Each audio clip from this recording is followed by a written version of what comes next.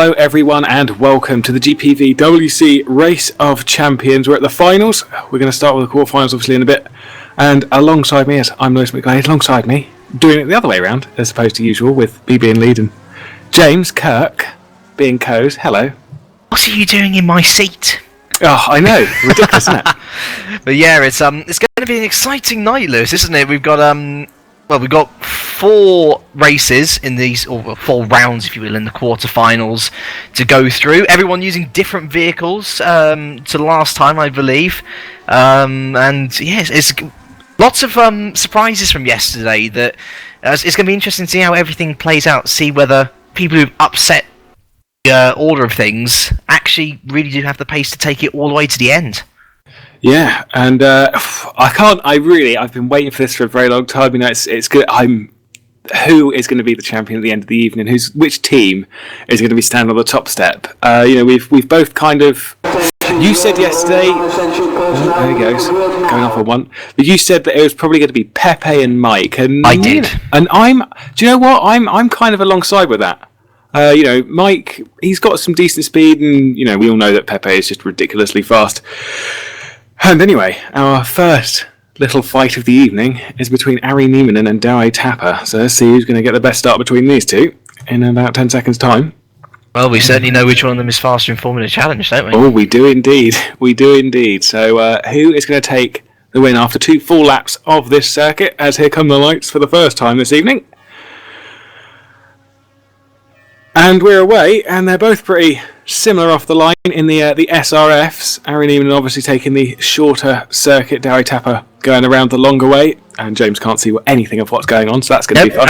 This is excellent. Ari Neiman is just trying to wean himself around. We've discussed this many times that in each of the cars you just got to avoid the curves because they're evil, they're brutal, they're horrible, they're nasty. And I think it was 1.4 seconds across the first quarter or whatever. Is about even, and they are 1.481. So, looking at the moment, that Dowie Tapper's got a slight advantage. It certainly does, doesn't it? And this is quite interesting, actually, seeing how Neiman is sort of staying on pace with him. It just shows that some people really are suited to different cars, and Ari looking good, actually. Yeah, well, they're about to come round the final couple of corners to complete their first lap, and they're looking super, super even. Maybe Ari Neiman with the slight advantage. They're side by side. Tapper goes a little bit wide, and there's 1/10 between the two of them in the advantage of Ari Neiman. And so, our Formula Challenge star earlier on in the year, someone who was looking like he could be a contender for the title, kind of fell off a little bit. Just trying to prove himself in these cars, and we're having a nice close showdown for the first event of the evening. Yeah, this would be a turn up for the books, wouldn't it? Ari beaten in both of his events just yesterday, beaten by both Euler and by Christoph Lichtenstein. If he's able to beat Tapper, I think this will certainly be a good way to kick off his and his team's event. Yeah, and obviously there is now as 1.6, so it's gone more into the favour of Dowie Tapper.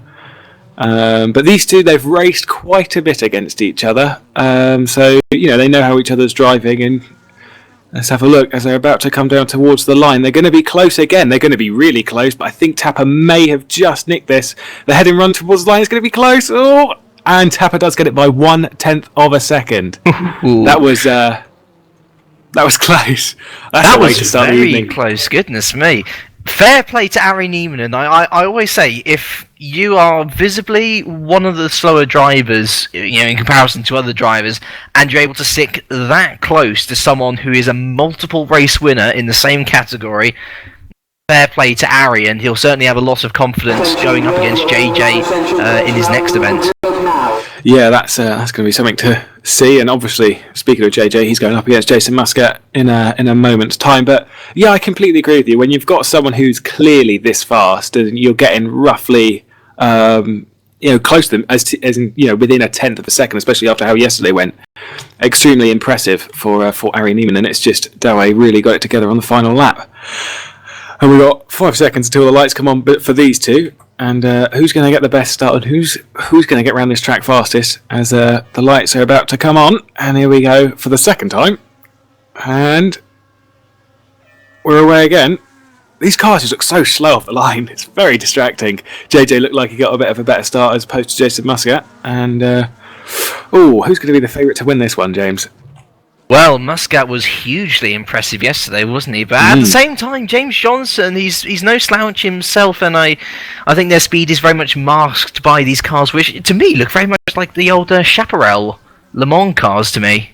They to me they just look like a boat because when you see them turn in the corner, they lean so much to one side or the other. And looking at it at the moment, there's heavy advantage in the way of JJ because there's 2.6 as they cross the line after the first quarter, which obviously is. So yesterday we said many a time does not mean absolutely anything. But JJ looking like he's going to have a strong advantage, clouts the wall a little bit.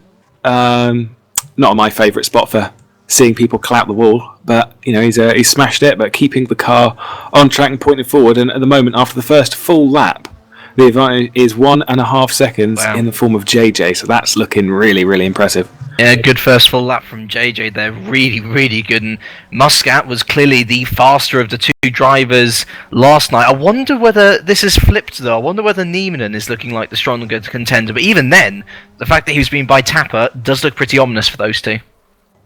Yeah, it's a shame to see people getting knocked out, but obviously this is how we find our champion. The thing is here is that we've said this yesterday that I kind of think that the person who's going to win this is going to come down to a little bit of luck, dependent on which car is chosen. And here it's just looking like James Johnson is very quick in the SRFs as he heads over the bridge for the final time. Hopefully not this evening for JJ. I'm sure he's wanted to carry on, and he heads towards the line, and he's obviously taken the win, but how much by? 2.1 seconds over Jason Muscat, so he only lost half a second on that final full lap, but Jason Muscat, they're beaten by 2.1 seconds. Yes, not looking good for them, isn't it? James Johnson, he seems to like this modded general. He was on Skype to me yesterday, saying, buggies, I love buggies, and I'm pretty sure we'll be loving the SRF after this. Really competent performance from these two, and one more win will see them through to the semis. Yeah, and who's going to win between JJ and Harry Neiman? And to be fair, yeah, you can't put anything against JJ. He's done very well in the previous race that we just saw, and Harry, who did do very well against Dowie. It's just really how well can he do now? Obviously, they've taken 2 wins. As JJ and Jason, so they only really need one more to secure this and move themselves on into the semi-finals. And the lights are about to come on for yet another time this evening. Probably many more times we're going to see that, so that's fine. And we're away once again. Harry Neiman looked like he got a slightly better start. He did, but only slightly. Gets really close to that wall through T1 for him. We've only named one corner, and that was break. Yes, of course. So it's kind of hard for you to name them because you can't see them. I do have a track map though. I can see the track. Yeah. I don't know I don't know if you want to name them. Well, there is the bridge, isn't there? There is the bridge. That's an obvious one. Harry Neiman coming up to break, and he breaks for it. That's not what I thought. 1.7 seconds to what I think was the advantage of Harry Neiman, but I'm not sure. I'm not sure about that one. As in, that was after the first quarter. So, they come up to the first half now. This is our first big indication as they head over the bridge. And I think I might have been wrong when I read that out. Or actually, maybe not. Look at this. Harry Neiman and James Johnson really close together and actually going into the advantage of Harry Neiman by half a second. Oh, but it's in the second half of the race where Harry lost it against Dowie. He was leading at this point there, and only by a close margin as well. Yes, but half a second. It was 1/10 last time. I think Harry Neiman is actually working really nicely in these cars, and is just trying to wind himself around the track. We've already discussed it yesterday. It's a bit like a go-karting track. This one, it's just all tight and twisty. Takes a little bit too much curb on the last corner of the inside track. Gets it all turned in, locks up a bit. And actually, I'm going to say it now, this is actually looking pretty good for Harry Neiman, provided it doesn't spin it like Miko did yesterday. Was that in these cars as well? I think it was. Oh, I believe so, yeah. And he spun it on the last corner after leading by 2 seconds. And Harry Neiman heading around the final turn to actually take the win. By a long margin. I think James Johnson pushed a little bit too hard and made a mistake because he's a long way back. In fact, that gap is 5.8 seconds, so he definitely made a mistake on that lap, and I didn't see it, so I apologise to the people watching, but I didn't catch that one. So Harry Neiman takes it, and now it's 2-1 Good upset. But now it's all down to Muscat. Can he... I mean, it seems to me now that Neiman is going to be the stronger in these cars. I wonder whether Muscat can be inspired by that and take on the person who at least seems to be the second best of the two Vodbull drivers here. Yeah, well, there's only one way to find that out, and that's to get racing, and that's exactly what we're going to do. As Dowie's already on the track, but I can't put anyone. I can't put any money on anyone but Tapper for this race, unfortunately. I'll go for Muscat. Oh, okay then. Right, fair enough. And we've got 5 seconds till the lights start, and then they're underway. So I've gone for Tapper. You've gone for Muscat. Who's going to win? Who is going to win? Let's find out. Let's find out. As here we go. That looked like a good start from the pair of them. Pretty even for both. And maybe Jason has learnt a little bit, but Dowie taking a little bit too much curb on the inside. And Jason had himself under the bridge now. As they wind their way around the track. It's, we've already discussed, it's a very, very interesting track. And in these cars, as I said, they're just a little bit big, if I'm honest. And they're a little bit weighty. As they head round to the line for the first quarter, it's 7/10 of a second in the advantage of Jason Muscat after the first quarter. God. I've really got to stop reading out that time because it's so relevant. It is ridiculous. Now Dowie's heading under the bridge and around the corner. It's just so wibbly wobbly, like a jelly. Like jelly. Yes, we're at the jelly track. But after the first entire lap, Dowie Tapper has a 1.7 second advantage. No. Gets the late apex full brake, and heads down towards the place where, in real ROC, there was a Formula 1 car place there, and there's actually one of the Red Bulls. It was painted white, from what I remember, back in Wembley. Definitely an improvement. Yes. Get rid of that Red Bull car. Get rid of it. Absolutely.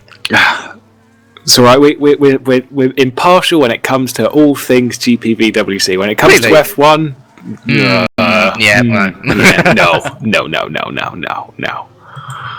But anyway, it's looking like we're going to have some heavy favoritism in a way in the race for Dowie Tapper to take this one, and he'll move his team along to the semi-finals, which is good for him. It's one step closer to becoming the Race of Champions champion of the team event. Because obviously tomorrow we've got the individuals, and that'll be all good fun as well.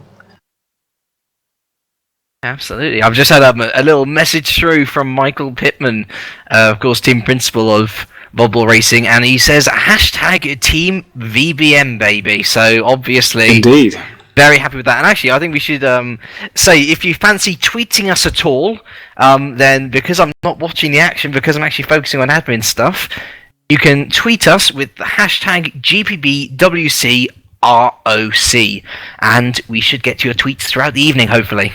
Yes, and you can keep an eye on that one. And guess who's up next? Oh, let me guess. Is it Ranieri Bell versus Jacobs Hamet by any chance? Oh, it is. And are they in the Lupos by any chance? And they are in the Lupos. Excellent. And it's Pepe against Harley to start off the evening. And I think it was yesterday. It was obviously Pepe who brought through their team, and I think it was actually Tom who brought through his team. So Hamet was very out of control. So it will be interesting to see how it all pans out. Yeah, well, they're on the start to do their Lupo action. I wonder how Pepe is going to handle a front-wheel drive car. That'll be fun. But the lights are about to start for the 5th time this evening. I'm not going to remember how many races we're going to do this evening. Just don't quote me on that one. Looks like Pepe had a good start there, and he did indeed in comparison to Harley.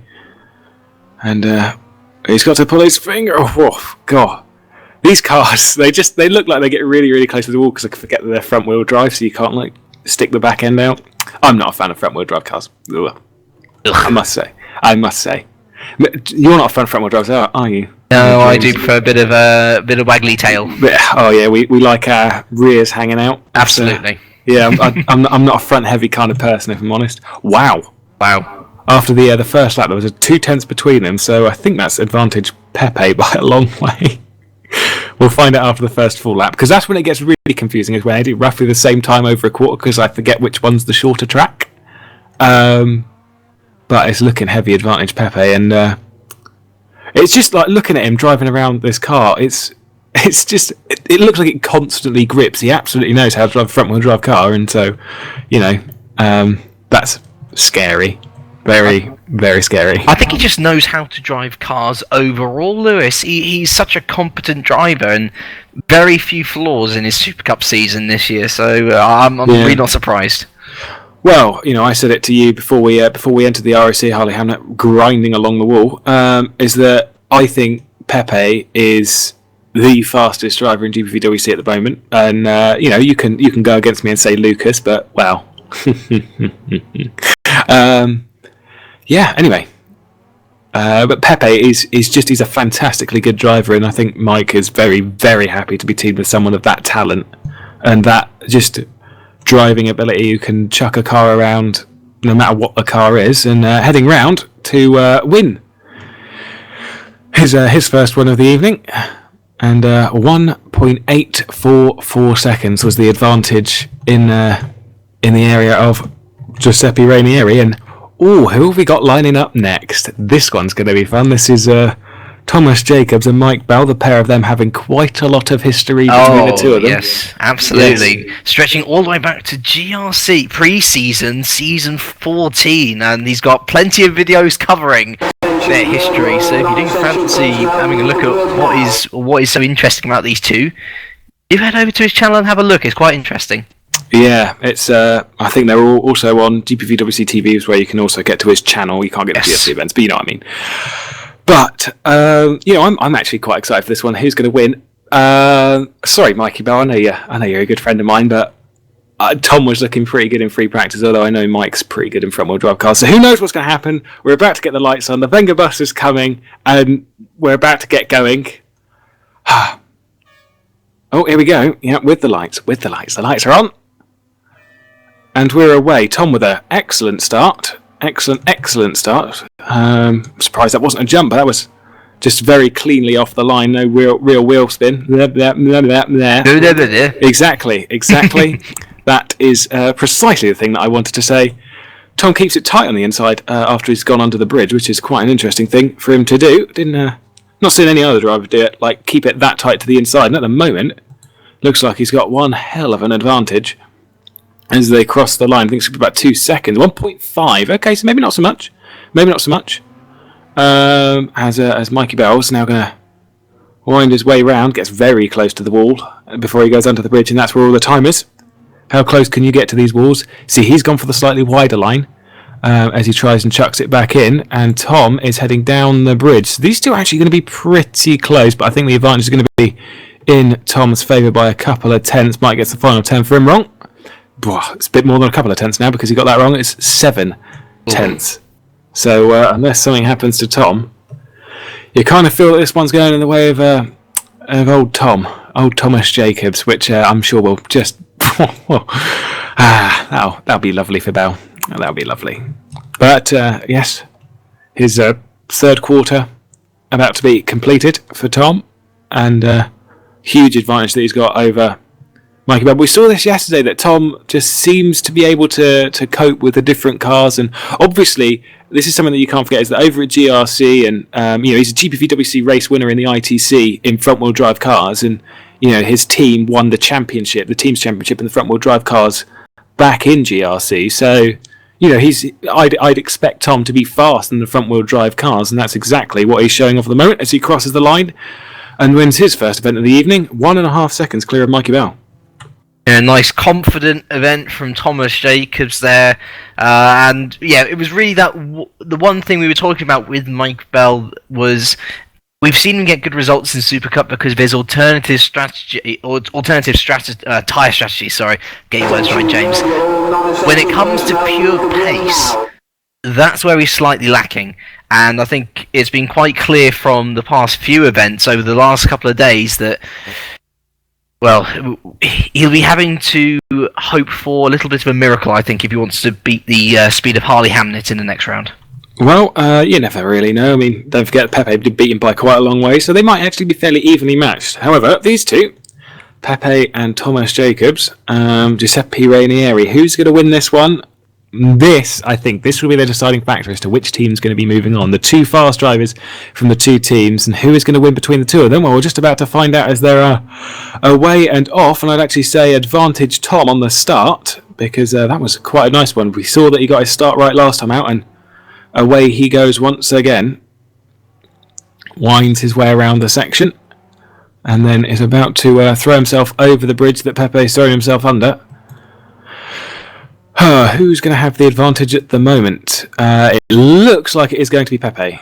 But obviously, first quarter, who knows? 1.4 is the difference. Wasn't that the chaotic science bit that you did? This was the chaotic science bit. Yes. The thing is that the chaotic science bit was done on the buggy, the super buggy. And right. these cards are a little bit slower, so it's harder to tell.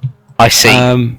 But the chaotic science bit did show that it was about 1.4. Pepe's gone deep, and now Tom's going to have the lead as they cross the start-finish line for the first lap by 0.4 of a second. Come on, wow. You've got to pull your finger out, because this could be it for the Race of Champions for you if you don't pull your finger out. And that's going to be something for Tom, that know that he's going to be leading and could be putting himself through into the semi-finals. And beating Giuseppe Ranieri, that's the big one.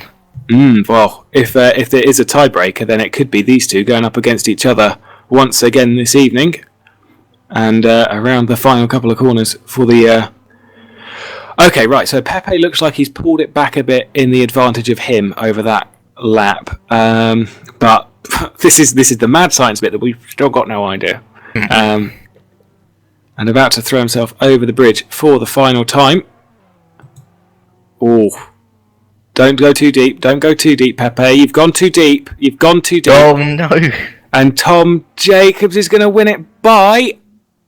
Yes, wow. 0.03 of a second in the advantage of Thomas Jacobs. Oh, wow. This is why I love the Race of Champions, Lewis. Yet another upset. That's amazing. And now it's all down to Mike Bell to try and pull back another race win for them to even stay in the competition. Oh, Timu's just answered with "could be closer" and then an unhappy face. Aww.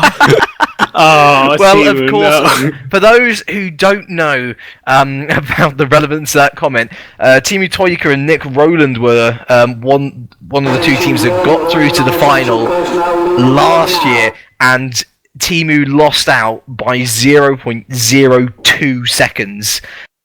Which led to Christoph Lichtenstein and Jim Paresis winning the entire event. So yes, it could definitely be. It could be closer than that. It could have been 0.01, but nevertheless, well done to Tom Jacobs for just about winning that. Very good effort. And now the pressure is all on Mikey Bell for his team, and if he wants to move himself into the semi-finals, he needs to win this. Harley has to come second in this race, so all the pressure on Mikey Bell as the lights are about to come on, and I've got my fingers crossed. And away we go now. Right, geez, the lights just, and the horn, and it takes ages, and pretty even start between the two of them. Harley Hamet gone a bit too deep for a break, but gets it all under control. Gone a bit too deep there as well as they head past where the old Formula 1 car was. Let's think of a better name for that one in a minute. But Harley Hamet looks like he could be pretty. This one's looking pretty close. He's gone a bit too deep. As he comes around the final couple of turns, and the advantage is 1.2 for Mikey Bell at the moment, so he got that bit a little wrong, and now he's got himself break for break, and around old F1 car, keeps it in the white lines, and I will say is that I've driven these cars around this track, and the curbs are horrible. If you clip the curbs, you'll do a Bart DeVos and flip onto the other bit of track. Yes. As they head round the final turn to complete the first lap, advantage Mikey Bell by 0.4 of a second. Ooh. Keep going, Mikey Bell. I want a tiebreaker. I want to see Pepe and Tom go. I want to see Pepe and Tom going up against each other again, because that was just awesome. It'd be exciting. Oh yes. Mikey Bell gets himself all sorted out, and Harley Hamet chucks himself over the bridge. Obviously, this is half lap, so we don't know.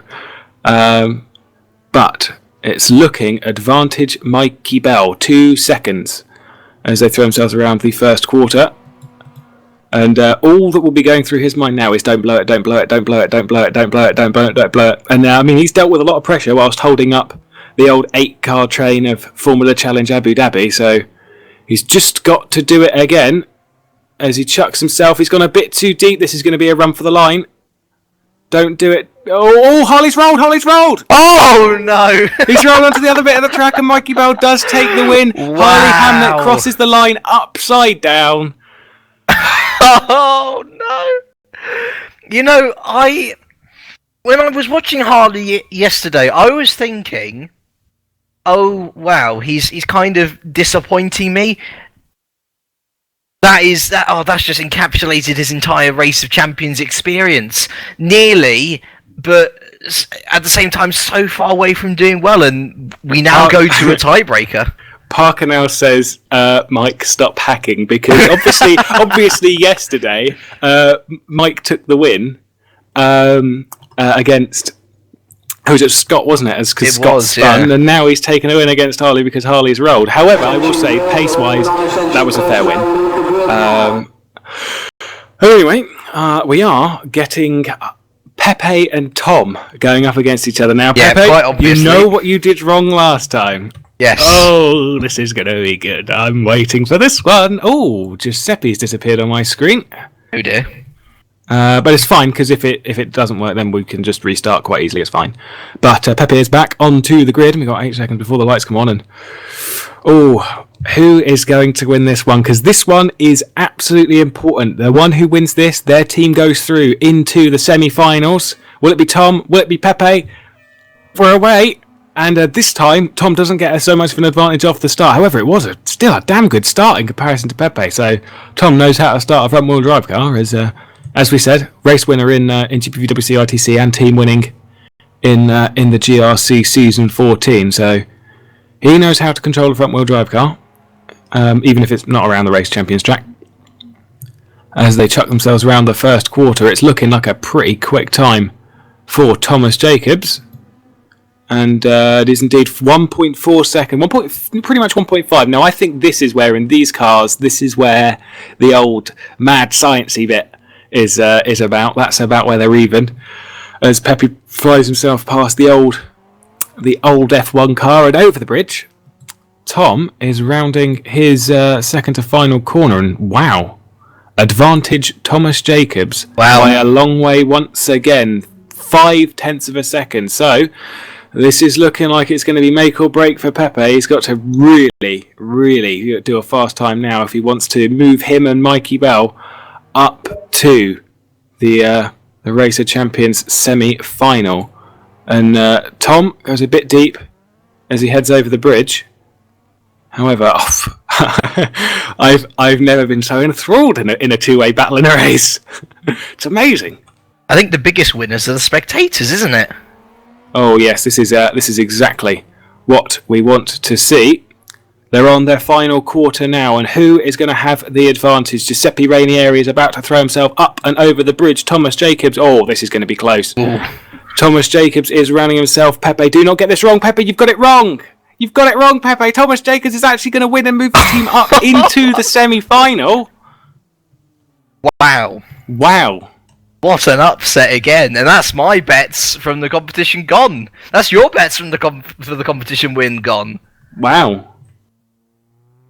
That's I assume on TeamSpeak in exactly 3 seconds to 1.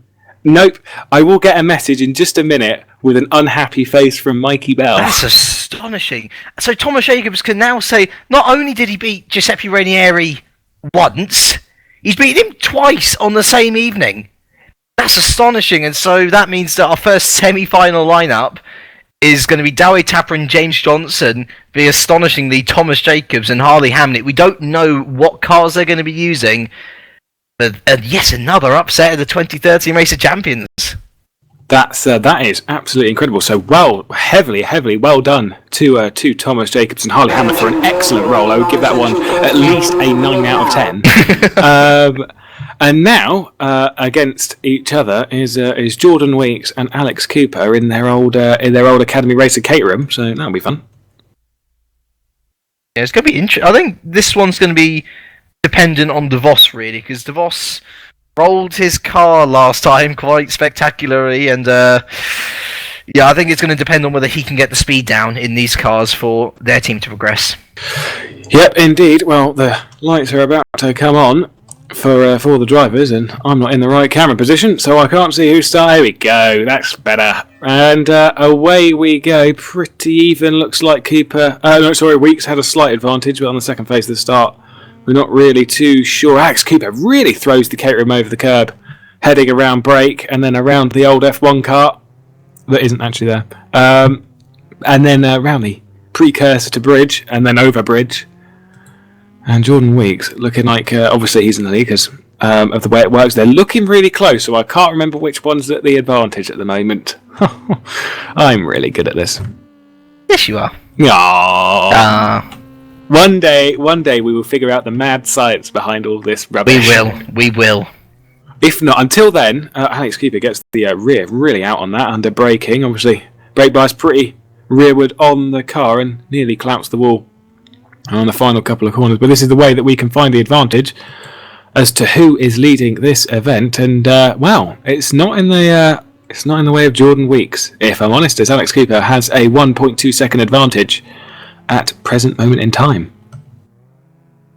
Yes, looking.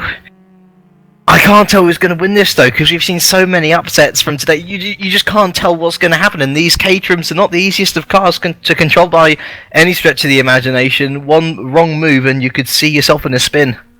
Yeah, well, as they cross the line for the end of the third quarter, it does look like Alex Cooper has just got this one absolutely nailed. He knows how to drive this car, and let alone that, he knows how to drive this track. And so he's feeling pretty comfortable from what we can see. And it's just, his line. It doesn't look like it's the fastest line, but, wow, clearly it just is. It just is. I mean, we were saying that about Pepe back in Super Cup. But as Alex Cooper crosses the line to win his first heat, 3 seconds in front of Jordan Weeks, who slides it round the turn one for him.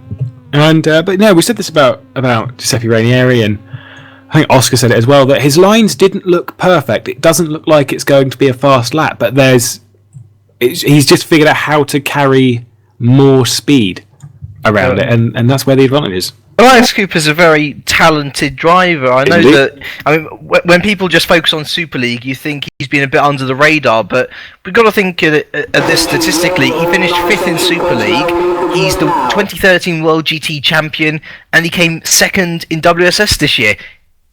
Cooper knows how to drive a car, and he's proven it here in beating who I believe is the strongest of the two drivers on the Weeks Schroten team. Well, speaking of the Weeks Schroten team and who they're up against, it's Roy Schroten against Bart DeVos, and hopefully Bart won't be flipping the car this time, because I don't think it's quite as top heavy as the old Caterham. But they're about to have the lights ahead, and at the moment we're not really sure he's going to take this one. Bart DeVos, don't flip it, don't spin it, don't nothing, just cross the bloody line. As they're away, Bart DeVos had an absolutely excellent start in comparison to Roy Schroten. They're off pretty similar, but it looked like he just got off the line a little bit quicker. It's hard to see, really, because they jump forward and then go. It's quite... Oh, I just got a message from Mike saying that he's sad. Lol. Anyway. Yeah, I know what you mean by these cars, though. Second gear's a bit weird, isn't it? It's sort of like, I don't know. Oh, well, that's a bit... It's back. It seems like it's just the second phase of start. They jump forward and they're like, it's like, and then they're off. That's a precise sound effect of how the cars sound on the start of a Race Champions Caterham shootout. And who is going to have the advantage now? It's looking lovely and close, but slightly to the advantage of Bart DeVos. As they cross the line, we're going to have 0.3 of a second as the advantage to Bart DeVos and his little white Caterham. And around the wibbly wobbly section where the old F1 car used to be in, up and over the bridge, Roy Schroten, obviously, just trying to see his line is very different to Alex Cooper around that section. It's not quite as wide. It's not quite as using all of the track or late on the brakes or anything like that. So Alex really knows how to throw this car around, and he's looking like the favourite on their team. But who's going to be winning this one, because now it's not really. I'm not sure who's got the advantage now, because they just crossed the quarter line, and who knows.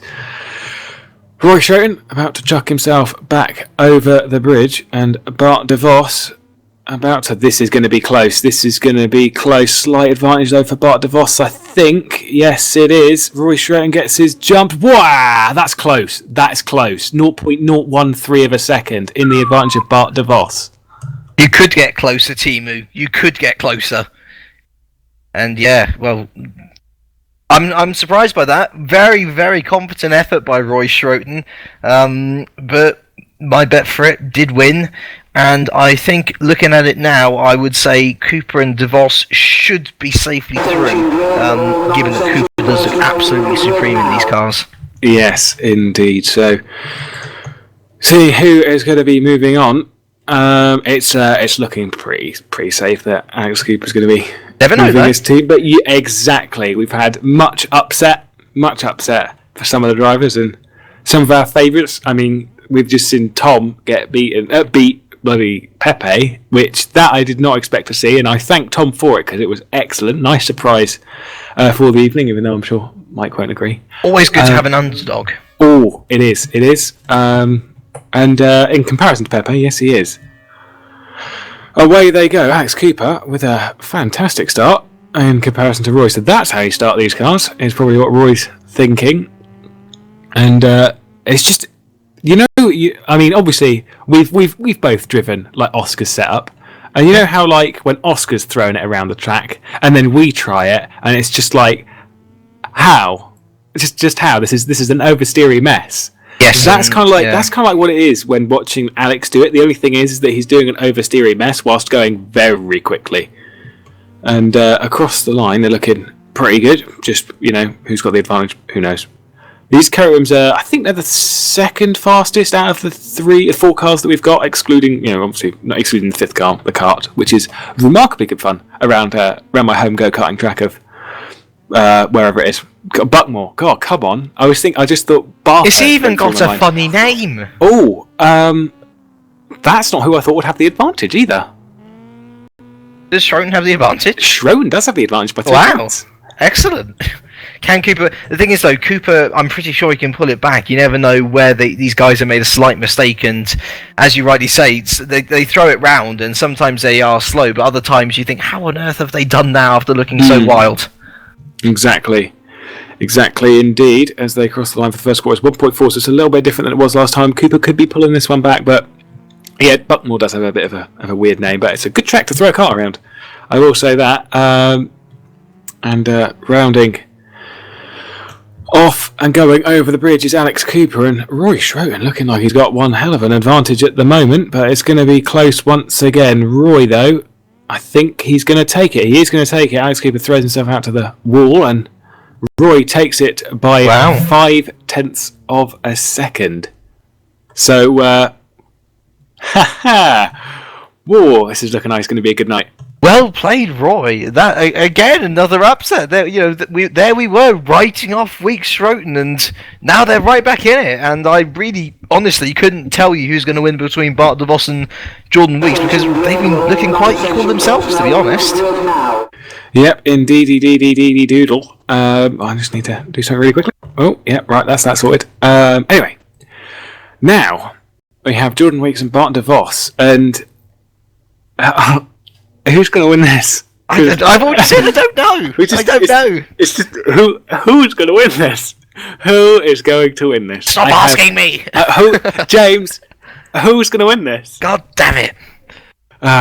No, seriously. Me and James have no idea, so maybe you do. Tweet us. Whatever. Yeah. Anyway, they're about to get going, and they are indeed away. Looking like they've got pretty even starts. Maybe Bart DeVos with the slight advantage, but not by much. Anything that Jordan Weeks can carry back. Jordan Weeks looked pretty slow in the first heat for him, but maybe he can pull this back. Bart DeVos just knows how to throw this car around, and maybe the advantage is in his favour. It's not in his teammates' favour, where we thought it was going to be. So he's got to do all the heavy lifting at the moment. And as they cross the line for the first quarter, it's sizable. is the gap. That sizable is a word. 2.5 seconds in the advantage of Bart DeVos. So it's Finally. looking like Bart DeVos has got a nice, comfortable advantage for the old win in his heat and to move his team up towards the semi-finals. And well, that's not where I thought Jordan Weeks would be. How the hell's he done that? How the hell has he done that? He's touched a wall or something and has thrown himself. Oh, okay. He's just okay. I see what he's done. He's just driven completely off track. He's gone mad. He's parking in the way of Bart DeVos. What is going on? Jordan Weeks was removed from the game. Calling hacks. Oh dear, controversy, and he has thrown that away for his team, unfortunately. Well, I don't think he would have won it anyway, but Jordan Weeks there. Oh dear. Being removed from the session for trying to be a funny lad in a serious session. And now Bart DeVos, all he has to do is not flip the car. And then the win is his and the team move on. As he's about to chuck himself around the final couple of turns, and that was kind of expected. Not in that way, though. I was expecting a comfortable 2 wins from Cooper, but we didn't. And I think Roy has really done his name good here by beating such a fast, competent driver in Cooper. And yeah, we know Roy is moving up to Super League for next year. So say the paddock. Oh, yes, that's an interesting thing. I think we're going to have Dave jump back in here in a minute. Are we? We might do. Oh, excellent. Simrace TV has been removed from the game. I don't know, because obviously he's got control up there as well, because that's something that everyone can't hear, is that we don't actually have a Dave in the room. No. Yeah, so we don't have the lovely soft voice speaking in our ears, and so if you're not getting pictures, we do apologise, but we're going to try and point out as quickly as possible. Dave is aware, he's just said in the game that we're just waiting for Simrace TV. So whilst we do that, who is up next? Well, up next is a slightly modified lineup from what we were expecting. So Andreas Waters, of course. Yes, well, we've got Mikko Sucas and Teemu Toika. Very competent pairing. Toika, of course, made it to the final of the Race of Champions last year, so definitely a good pairing to watch out for there. And we have Ruud Heesterbeek and Andreas Waters. Now, the original pairing was Ruud Heesterbeek and Mark Stanton. They were the only team last night to take a clean sheet. They didn't lose any of their races.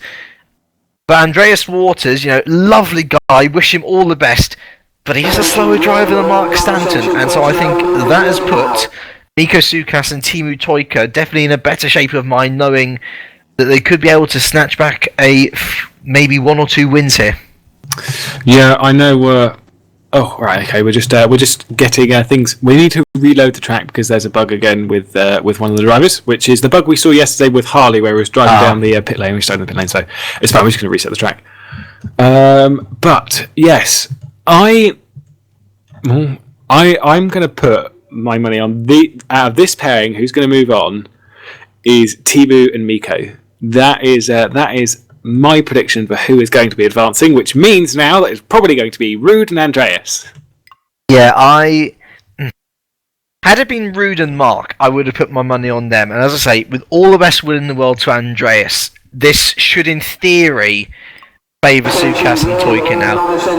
But we've seen so many upsets this evening, Lewis, I don't even fancy calling it anymore because I know. There's not much point. I've got most of my predictions wrong today, so I think I'll stay out of this one. Very well. Well, the two are on the track in the Darth Vader mobile. Yes, it's Ruud on Mikko, and who is going to be taking the win between the two of them? I would have probably put my money on Mikko and Teemu anyway. Do we have any tweets as well? You can go check that out whilst we're going through this race. The lights are about to come on, and they're on, and we're away. Ruud had a good start there. Ruud had a damn good start, but Mikko just got it sorted on the second part of it. And I've driven these cars around here. They are remarkably good fun. They're just really, really slidey. Wow. Ruud taking a bit too much curb there on the inside as he heads under the bridge, and just trying to get his car sorted and chucked in correctly. And we've all seen how fast Mikko Sucas is in the old Super Cups, and Just have to see how well he's going to do here. These two looking like the advantage is going to be in the way of Miko, who's just gone into the wall slightly. And it was 9/10 of a second as they crossed the line. Wow, he's really thrown himself over the curb. But they were 9/10 across the line. I think it was these cars where we did the old 1.4 was the difference. And so hopefully our mad science is correct, which it isn't. It isn't. Proof it's not correct. It's not correct, unless it was correct and it was just the other way around. You never know, he might have caught up. He might have caught up, and it's Rude Heasterbeek with the advantage now by half a second. This is going to be a good lineup as to who's going to move through into the semi-finals. It certainly is. I was kind of expecting Rude to win both his heats today, but... Well, really interesting. I was, but yes, as I say, I'm not going to put my money on the table yet. Yeah, okay, right. So yes, it was actually the first time around. It was advantage Miko with the old 9/10, but Rude is absolutely monstering this one back. And also, by the way, about tweets, send your tweets in #GPVWC ROC. Do it now, all of you, every single one of you watching. Do it.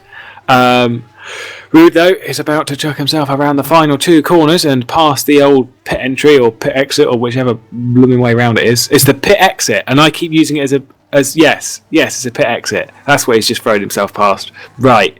So Rude wins that race, 1.6 seconds and things and stuff. I have a tweet in, Lewis. Right, here we go. I do. So, shout out to @Cowboy Cameron Brewster, who says the guy with the car's going to win. Oh, Cam, thanks for that one. I mean, that is just sorted out. Even I know who's going to be champion. So do I. And then get this. Calvin Hermses replies, "I'm sure betting offices accept that bet, Cam." Well, we're sure as well. Absolutely, it's a perfectly acceptable bet because technically the buggy isn't a car; it's a buggy. That's actually technically, and the cart can't win because it's a cart. And it's not road legal, I don't believe. It's probably not road legal. I don't think it's got plates. Anyway, Andreas and Timu are away. Timu with a fairly superior start there for that one and chucks it through brake and clips the apex nice and late. As Andreas is going to throw himself through this bit and wibbly wobbly and under the bridge. It's not looking like a too tame lap for Andreas. And it's all nice and sideways. Timu has already, even Timu, I think on the longer track, or is it the short track, or whichever way round, has got the advantage. I can't remember which one's the short track. Is it the outside or the inside? I think it's the inside is the shorter track, but I could never remember. It looks it. I'm really dumb. We'll find out in exactly 10 seconds when Timu crosses the line, and whether he'll be in front of Andreas. And yes, he will indeed be. Yes, it is true. The inside is the short track as Timu is going to have a lead. Let's just go with that. It's going to be 4.0 seconds is his lead after the first lap. So Timu is monstering this, and don't forget, obviously Timu was denied cruelly. The win Andreas has actually spun as well. Oh no! Which is a shame for him, but was denied cruelly the title of Race of Champions champion last time out, and he doesn't want that to happen again as he enters his last quarter of this heat. Oh, and he's clipped the wall a little bit. Oh no, he didn't actually. He kept it out of it. Well done, good boy. And he's nearly spun. Whoa, what a drift! What a drift, man! Look at the drift! Look at the drift! That was a spectacular drift. Damn, girl, step that one down. that was really nice. Shake your booty out. Indeed. That just looked like absolutely easy to do, and he's got enough time to play with as Andreas is about to cross the line, 14 seconds down, and flies himself straight to the wall. But yes, that was a very nice drift. Almost as good as the roll we saw Harley do earlier. Almost. Probably not quite on the same car. I'd give it a solid 8 out of 10. Would you? An 8? Okay. I would probably have pushed up to an 8.6. Well, see, here's the thing. My thing is the comparison I have is the Japanese drifting series. Those people are bonkers. Yeah. They are indeed absolutely crazy. And now Andreas is heading back out on track as well because he's now got to fight off Miko. What's this one's going to be interesting? And my initial response would be Miko is probably going to win this. Did he win against Rude or did Rude win? I can't remember. It was 2 minutes ago. Rude won. Rude won. Yes, quite comprehensively. I thought so. So Andreas was actually a pretty good start. But who is going to take the win between these two? I just think it's going to be Sucas who's going to take it. But there's only one way to find out. We've had enough shock throughout this event. So Miku spun yesterday. Oh, indeed, yes. Final turn. After having a 2-second lead, a 2-second lovely advantage that he threw away in one corner. At least he didn't roll it away. Let's just go with that. But Andreas grinding up against that wall where there's a bit and whacking into that wall and whoa, that's kind of like looking at me driving, if I'm honest. That's always going to be fun. As Sucas is about to finish his first full lap, and I'd assume he's going to have quite the advantage as Andreas is throwing himself around the final corner and gets close to the wall. 3.3 seconds is Miko's advantage.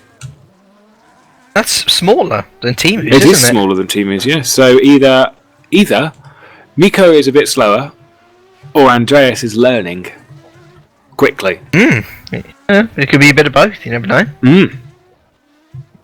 Could be indeed a little bit of both. As he gets it stuck into brake, does Miko, and then around the old F1 car, and Andreas sideways through, as it should now be called. I don't know. So you've got the old F1 car, brake, and should the one that Timu was drifting on, which is the one after the bridge, should that just be Driftor? No, Toyked. That is it. It's Toyked. So Miko there, obviously doing some slight slidey stuff, and in the long right-hander on the inside of it, because it's a nice little bit to do donuts. And that was fun indeed. And now they've got to rely on Rude. They're never going to win. No, it's not like Rude was second in the Super League championship. But we saw what happened to the champion yesterday. Yeah, very true, very true. So, who's going to win between these two? This is going to be a good one, I hope. Hopefully, yeah. Both these guys fighting for the Masters Championship, remember? Yes. I should say. Yes, were. Rude, I can't remember what happened to Rude. I just didn't think he turned up to it the last 2 rounds. Got a little bit frustrated by being taken out quite a lot. Very fast, but yeah.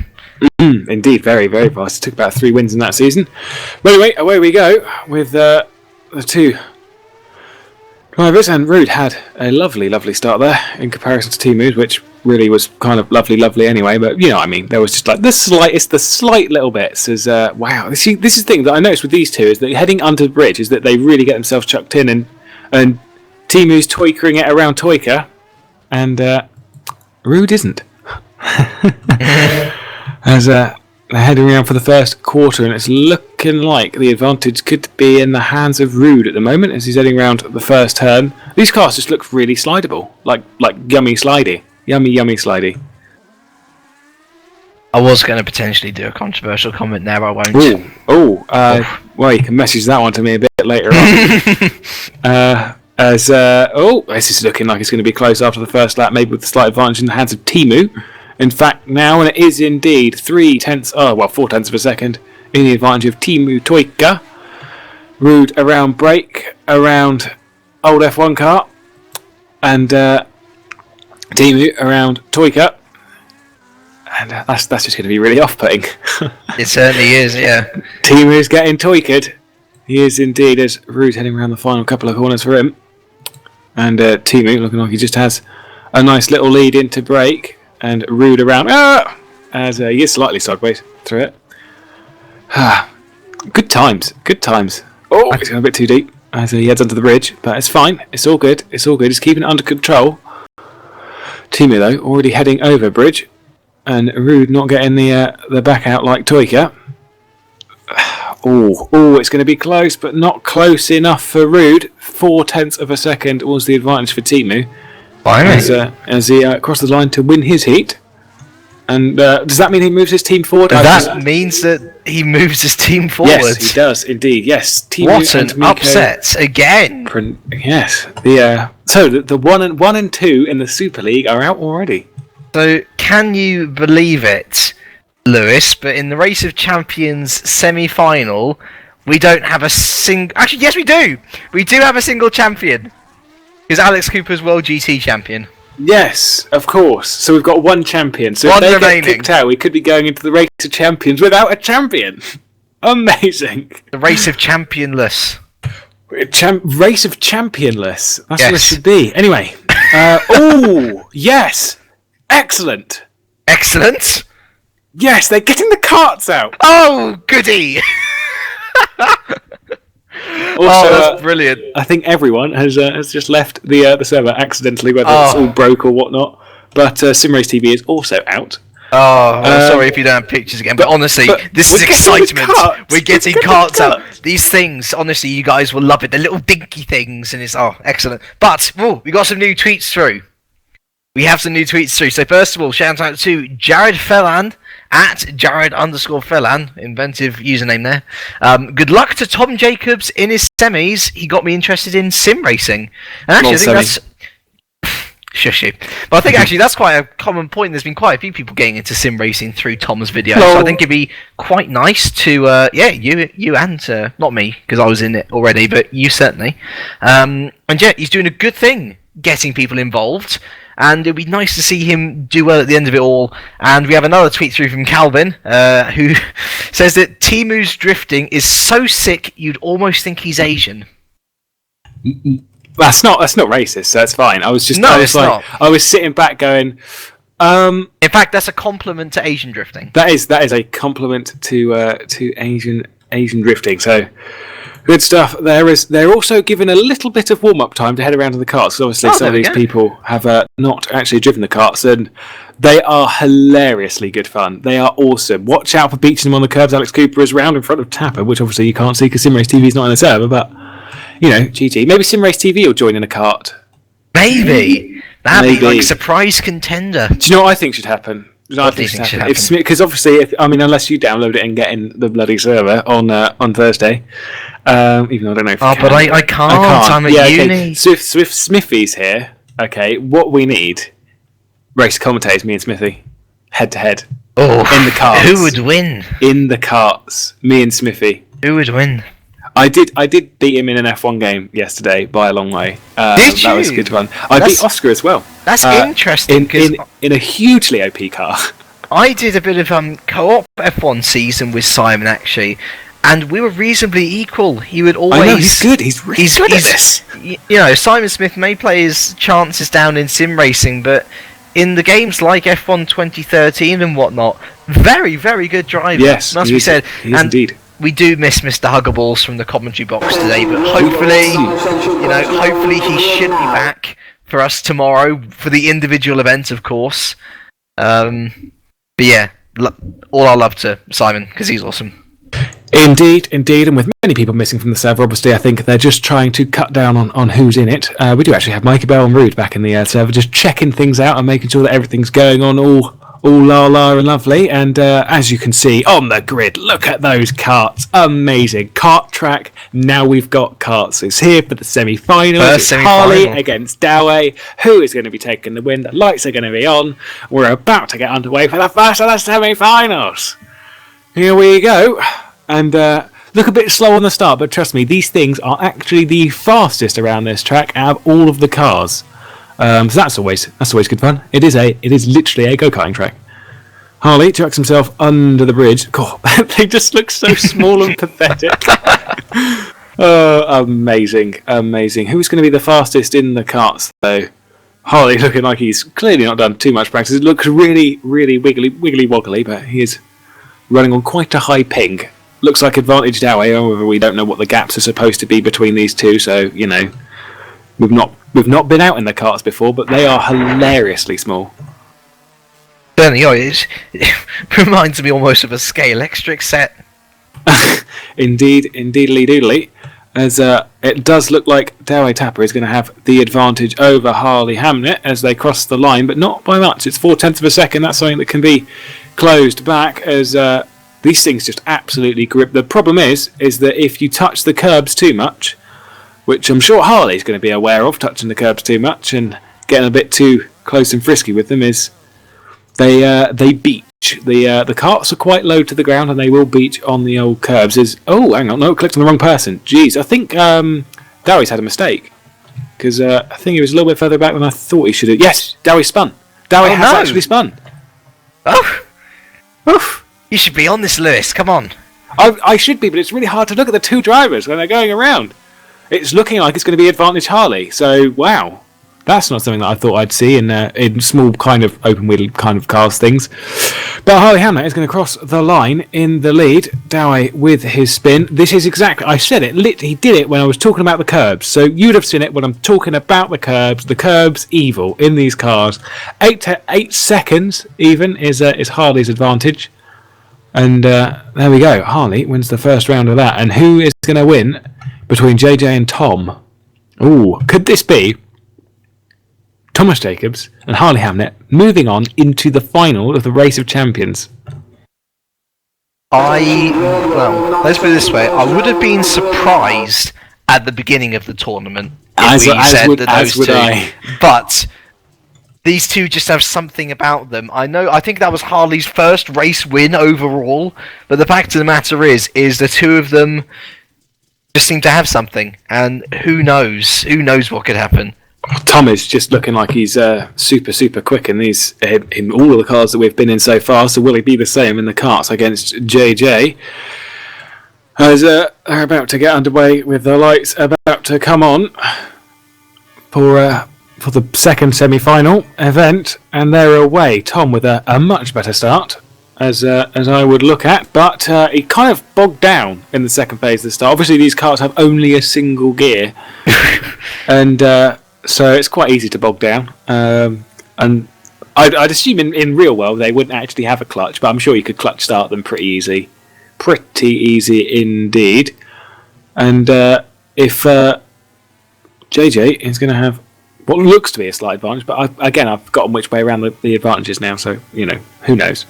We'll find out in exactly 25 seconds time. Approximately. Approximately.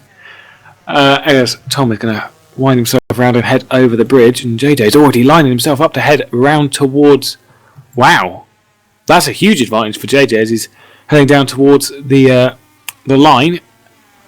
And it's 3 seconds in the advantage of James Johnson. So Team VBM looking pretty good at the moment, especially considering Dowey probably could have won the previous race.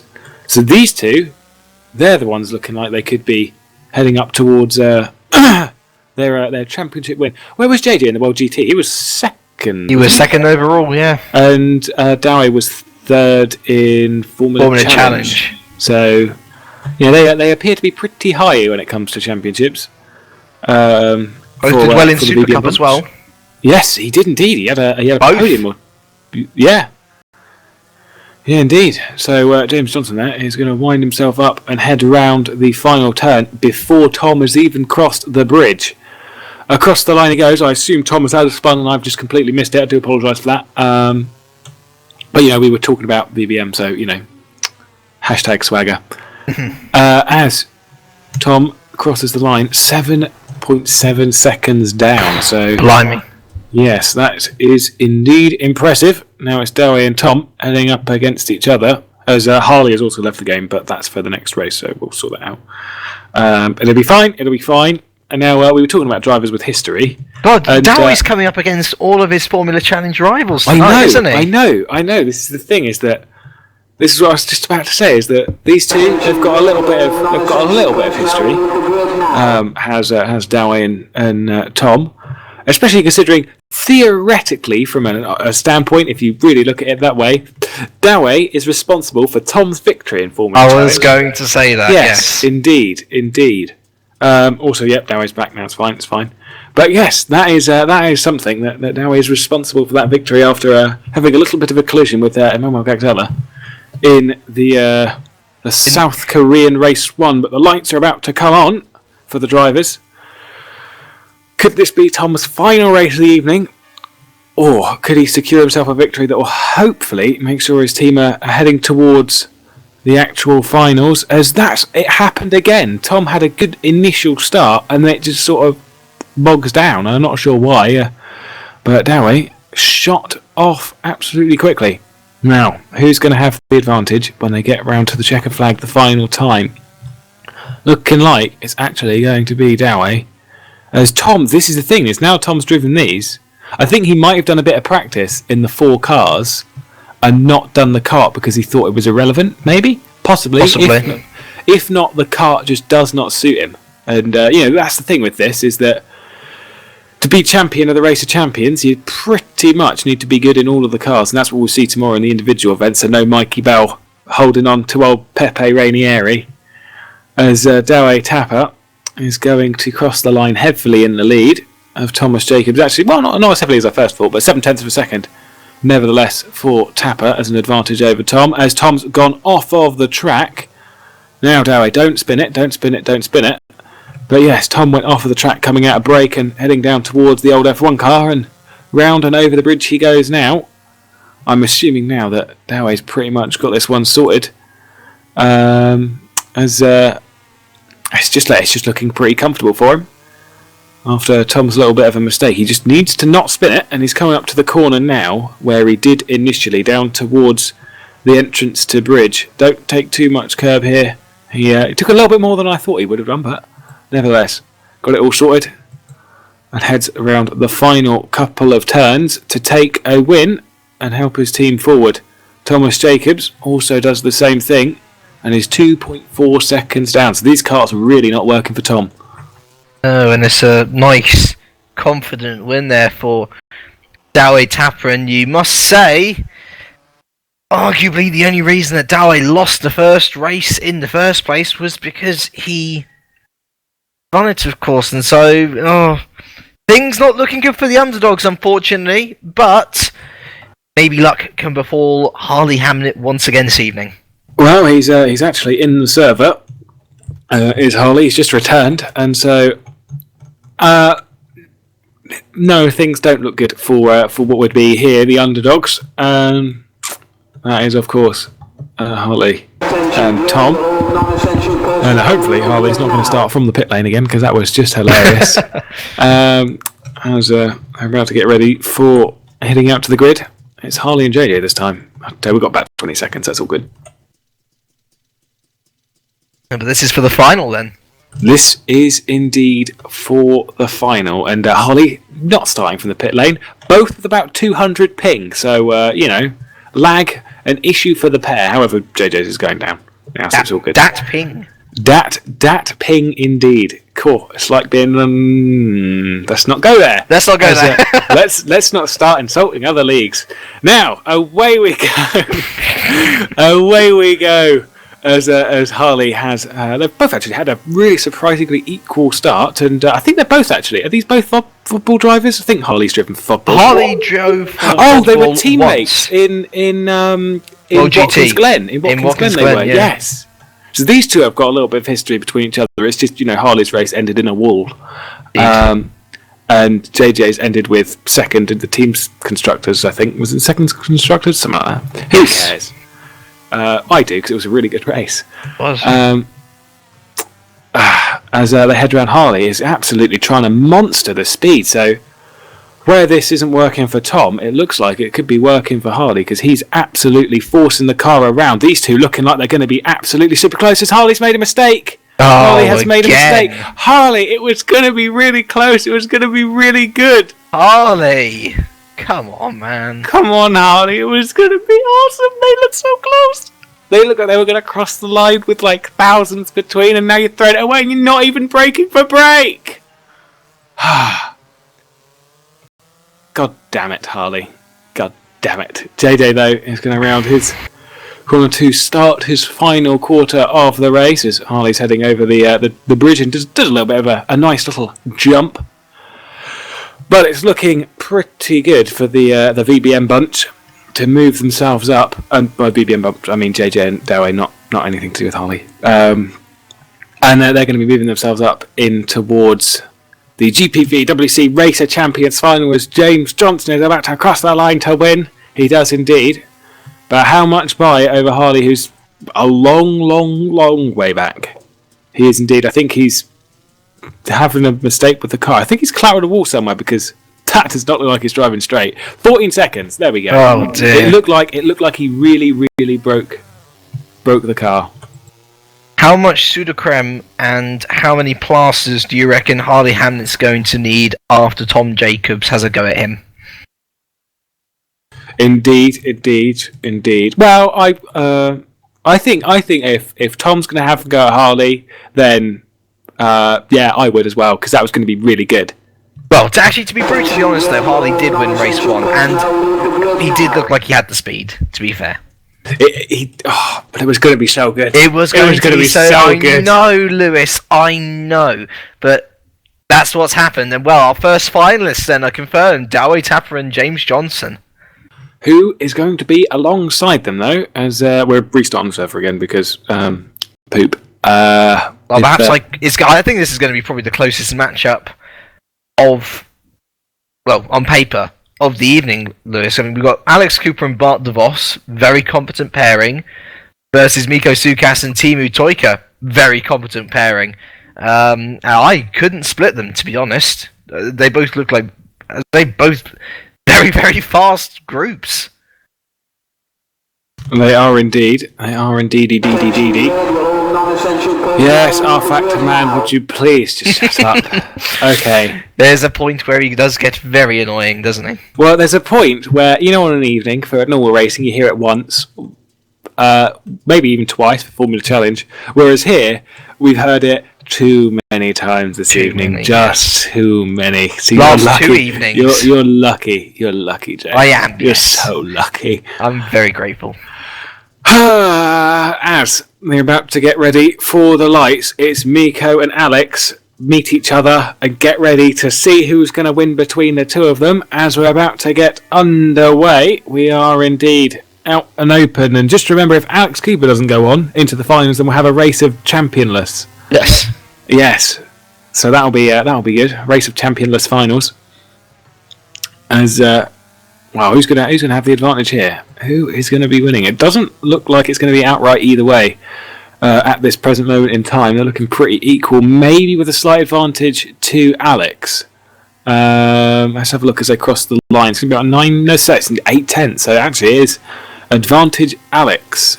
We'll just have to see what Teemu can do for their team.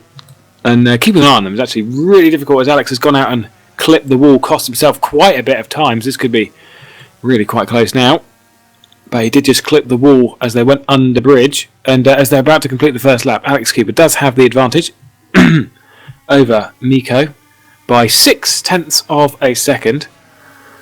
But will that change on this lap? Is Miko learning the kart and getting used to it? I'm really excited that the karts are out. That's just fantastic. I was waiting for this. Racer Champions in karts. Excellent. Back to basics, everyone. Back to basics. Alex Cooper looking like he does have quite the advantage at the moment as they cross the line for the end of the third quarter. Alex just looking like he knows how to wrestle this car around, although so does, to be fair, so does Sucas. They both race open-wheeled cars, just at different levels to these two, and Miko looking pretty good for Super Cup next year. But as they head down towards the line, Alex has a nice, lovely advantage of 1.5 seconds as they cross the line. Wow, that's throwing the gauntlet down, hasn't it? To be fair, actually, Teemu Toika's looked the stronger of his pairing, so I think we're gonna have to wait and see what Teemu does before we judge this completely to say, this team's definitely going through, and especially in karts as well. I know that Teemu has done a bit of real life karting himself, so perhaps he can feel karts better than the other drivers here tonight. Indeed, there's only one way to find out, and these cars, they are so quick. The only thing that can really get close to Factor Man, just please put a cork in it, for goodness sake. But like these carts, okay, they are really quick. The only thing that can get close to them really is the buggies. And of course, I'm talking about vehicle buggy, not like pushchair. Right. Okay then. To get ready between Bart DeVos, who definitely can't flip these. Although I did see Cooper nearly flip it in the practice session, but it's him against Teemu. Teemu not going to toiker it around Toykid. Hopefully, maybe. Well, his first turn is anyway, and Bart DeVos' first turn is break. So that tells you which way round it was, and Teemu having a better start than Bart DeVos, as there's a bit of lag between the two of them that just literally scared the poo from me, which is just excellent. Lag is never too far behind when Teemu's involved. Lag is never too far when Teemu's involved. That's pretty much, one of the certainty with sim racing is that if Teemu's involved, there will be lag, there will be bloodshed. What? There just will be. There just will be. We all know it. Team, I think, clipped the wall a bit there on the inside of break, which is quite impressive. I've not seen someone do that, so well done, Teemu. Well done.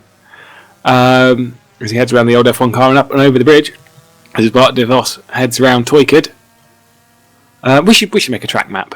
We should really make a track map. And look who the advantage is in at the moment. Quite clearly, Teemu Toyka, as he heads around, and then. 1.6 seconds was that lead as well, by the way. So things are looking up for Teemu. Yeah, I did say to watch out for him, and I think his real-life karting experience definitely coming to a head here, and Bart DeVos is going to have to put out something special to reel him back in at this rate. And that special is not going down now as they cross the line for the finish of the third quarter, and it's 3 seconds between the two of them. And obviously, as we've said many a time, is that Teemu was second last time out by such a small margin. The last time we had race champions, he was second, and I don't think he wants to be second again. No. I don't think he wants to be second again. And heading around the final turn to win in the karts. This time Bart loses a bit less time, but the gap is still 1.7 seconds. But Teemu absolutely monstered that one. Absolutely, and fair play to him as well, but... I think, I believe the next matchup, well, it's either going to be DeVos, Sucas, or Cooper Toyka. I think Cooper Toyka is going to be the big one to watch out for, as it's one apiece at the moment, but those two are definitely looking like the stronger drivers from their pairings, and if one of them makes a mistake, could be very, very costly. Indeed, as it's now Teemu and Alex, and these two are probably the faster two of the two that they're with. Yes, the faster of the pairing. That's basically what I'm saying. I'm not trying to. That's so much better. It's better streamlined. It's lovely. Oh, come on! You've done enough commentary with me, Kirky boy. You know I'm not streamlined. But anyway, as they're about to get underway, for yet another time this evening. See, I said I'd lose count. I literally said I was going to lose count at the beginning of this evening, and I've lost count.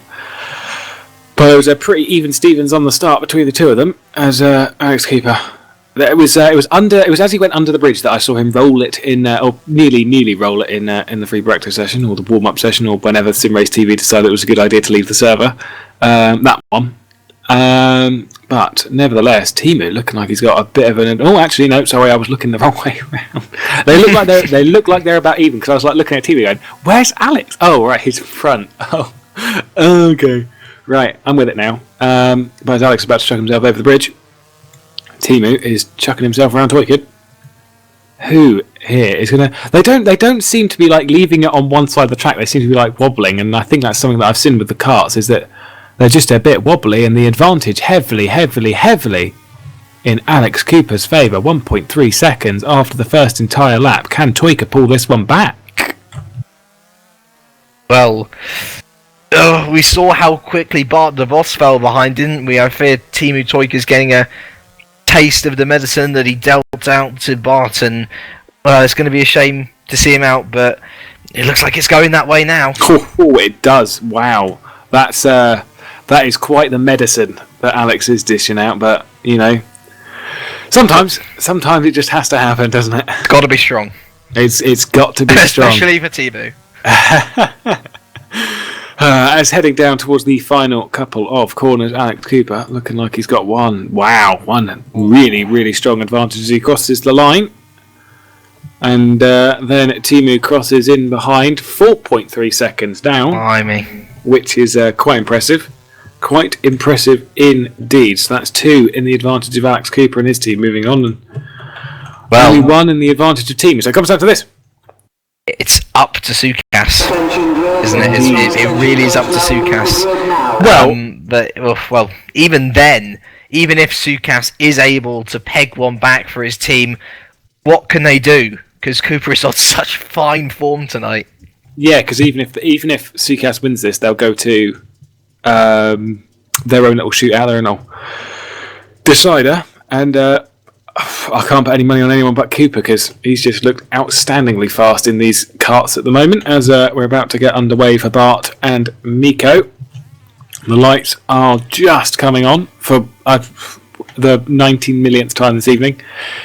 And we are away once again. It just looks so slow in these karts in the start. It's really off-putting. However, it looked pretty even between the two of them. Miko maybe with a slight advantage. Martin DeVos going around the outsidey bit and then under the ridge. Whew, it's probably really boring listening to my voice. Is that he's chucking it around. Oh, he's doing it. Yeah, right. We're going around here again. Good times. Good times. Yeah, it's all right. The racing's all good, and that's what's most important here. And Miko looking like he does have the slight advantage, as it's 1 second. However, he does decide that it's a nice idea to make friends with the wall, and that's not something you want to do. The wall's never nice. The wall is never nice. It never. I don't think I've ever had a meeting with a wall that has been nice. These two looking pretty close, but Miko with the advantage. Bart DeVos not too far behind, 0.3 or 0.4 of a second even between the two of them. So that can be pulled back. I mean, we did see that Bart was faster on his second lap than he was in his first lap. So, Bart can pull this one back. And if he does, then we won't have a championless final. No, we won't. So that's always something to look forward to. Indeed. Yes, but it would be really funny to see that one of the champions in the race of champions is not a champion. That's just going to be hilarious. But there's time to figure that one out as we're on the final quarter of this, and this will be the decider as to who is moving on. Or, it'll be the decider that will decide if we have a decider. And I think we're going to have a decider because Miko has got a nice little lead, and he doesn't spin at the final corner this time, and across the line, Miko wins by 0.8 of a second. So we're going to have a decider. Oh, you're up, Timu. I wouldn't put Timu in that car. Would you not? I wouldn't. Looking at that, I would put Miko in that. That is what I would do. And Timu says Miko. And then Miko says Timu. And Bart says Alex. And Alex says nothing. No. Oh. Well, I think it's very, very clear that given that Bart lost both of his beatings, and, well, actually, no, did he? Yes, he did, didn't he? He lost to Timu and Sucas. Yes. But Alex won both of his meetings, that's fair enough. And Timu and lost. I don't know. Has the driver been decided, Lewis? Yeah, no. Yeah, no. We're sorting it out. I honestly could... Heads or tails? Right, okay then. Okay, me. Finally, thank you. Guess who it is? It's Miko. Right, okay. So this was my tip for it, so... Am I right?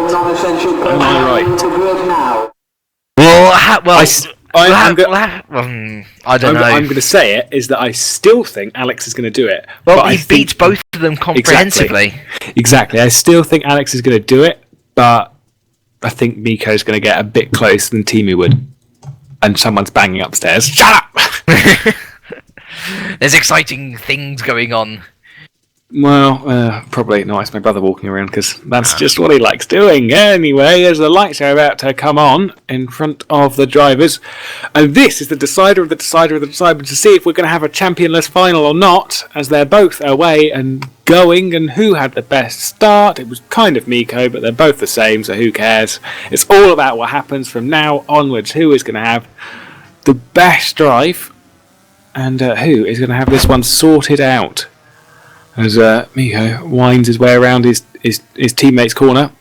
And, where are you, Alex? You are a little bit further behind than I thought you would be. Right, okay, so it's across the line, it's 1.1, nearly 1.2.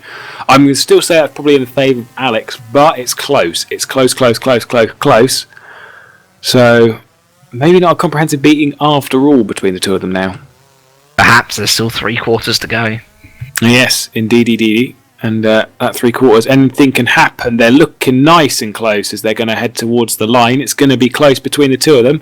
And it is 0.065 of a second as they cross the line. This is why I said Miko. This is it. Yes. Could we have another upset? I couldn't take it. I'd have to go into my bathroom and cry. Oh, it's good. It's that buzz, man. That buzz.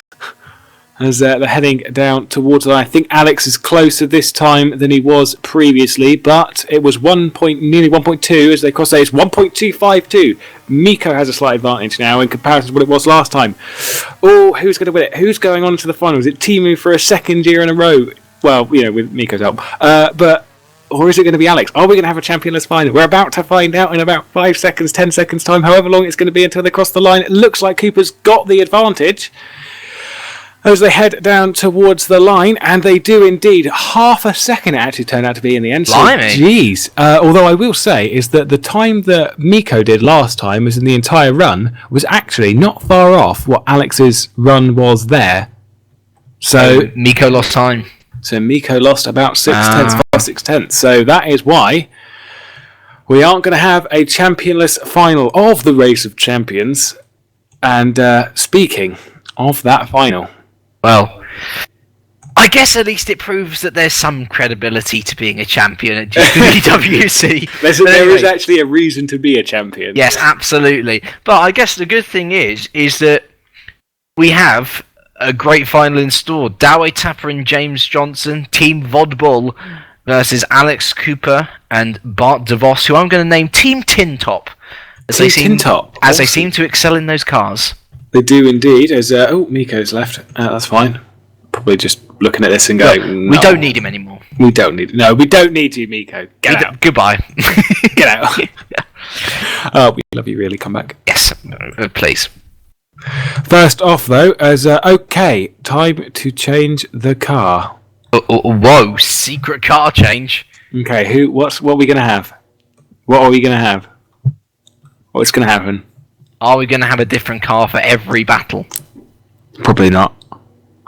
I don't know. We might do. Who knows?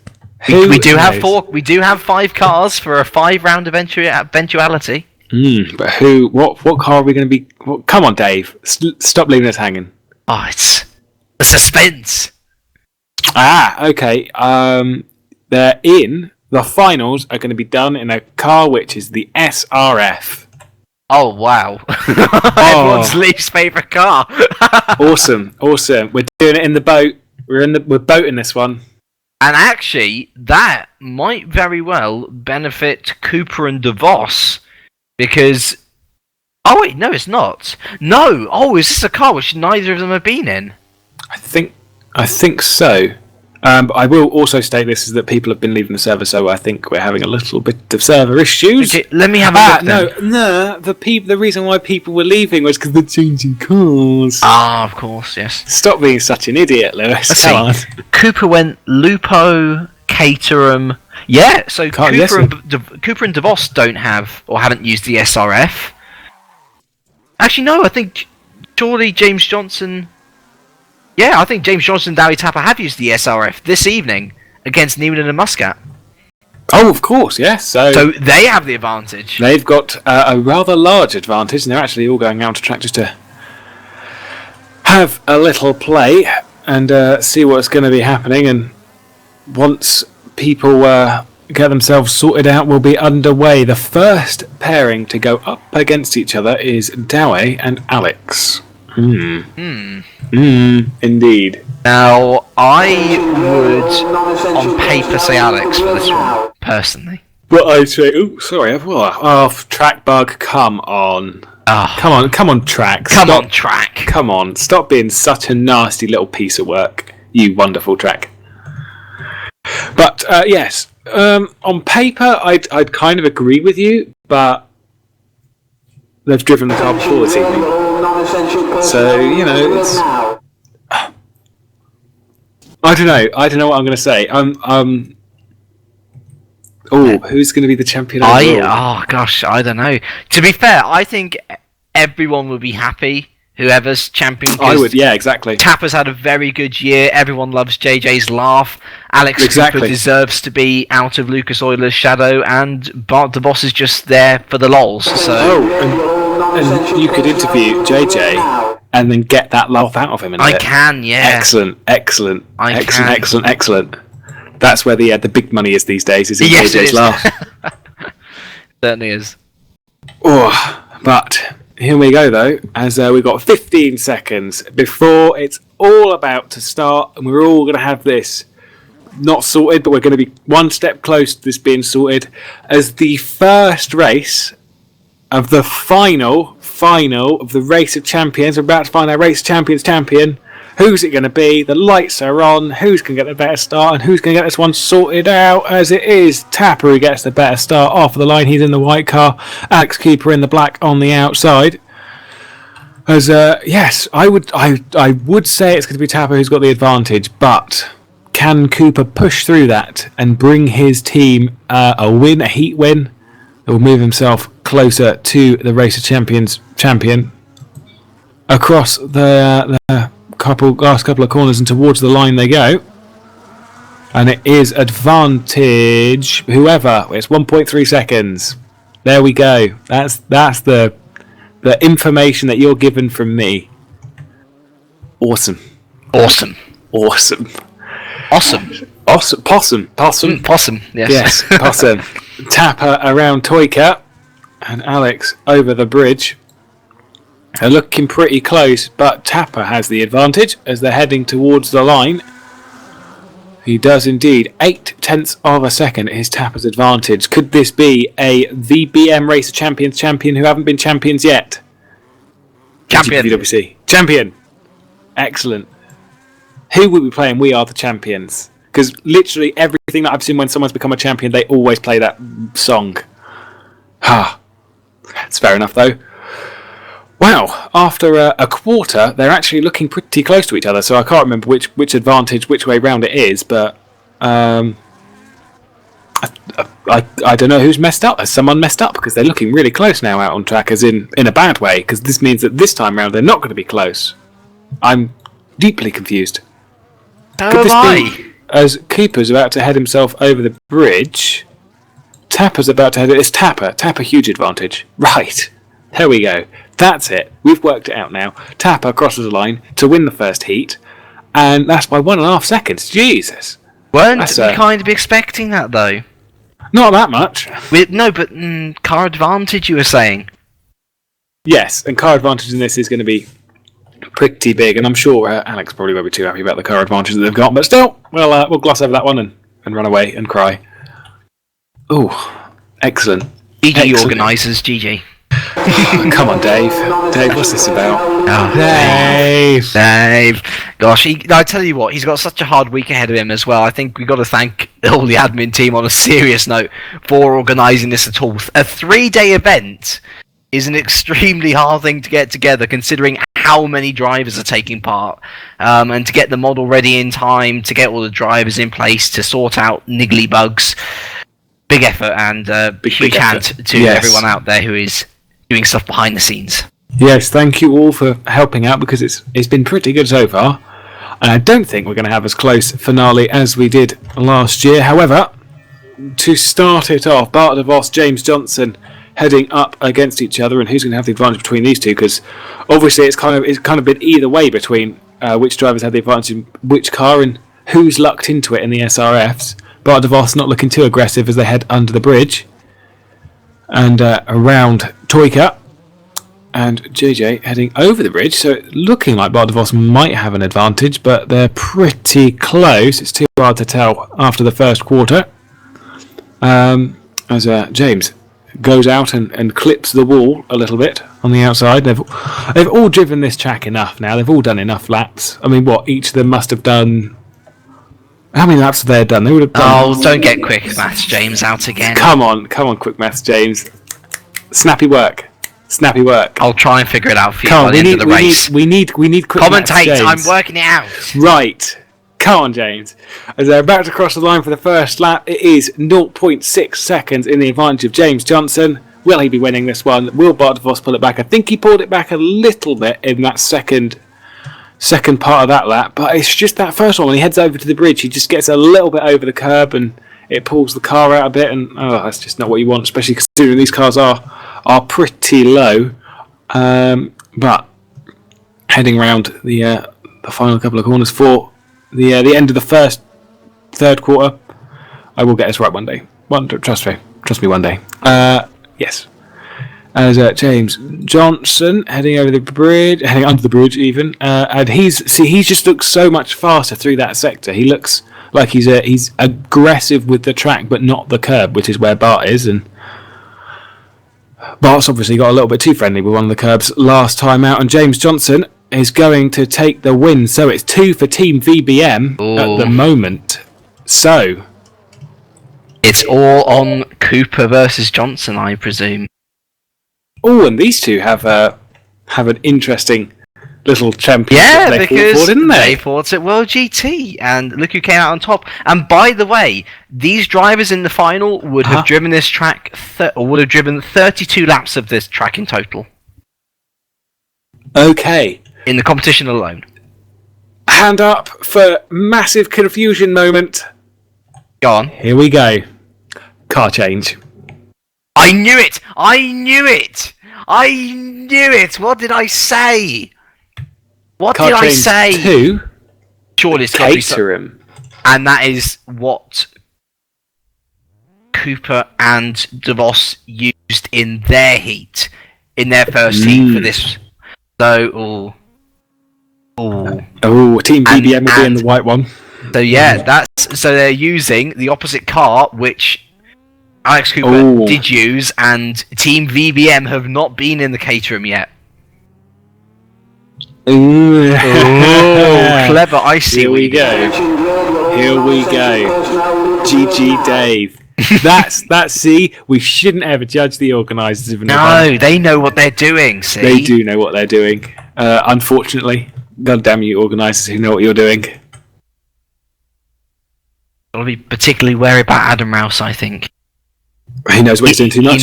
He knows too much. He knows too much. Okay, right. I'll remember that one for future. That Adam Rouse knows too much. Do we have any more tweets as well? No more tweets. Get tweeting. What's all this about? Hashtag GPVWC ROC. And for the first bit of the Caterham part of this second part of the finals of the GPVWC Race Champions Finals, we're away. Alex Cooper had the better start. Not surprising. They've driven this car before this evening. And, Alex Cooper was really, really fast in this car earlier on. We did see that. Will Bart DeVos be able to get close to it and match? And will we be heading into the finals with a decider that needs to be made? And by heading into, I mean leaving out of. That's what I meant. That's what I meant. And also, I said Bart DeVos, I meant James Johnson as well. It's just because reasons. Live timing on this track is just all over the place. Good times.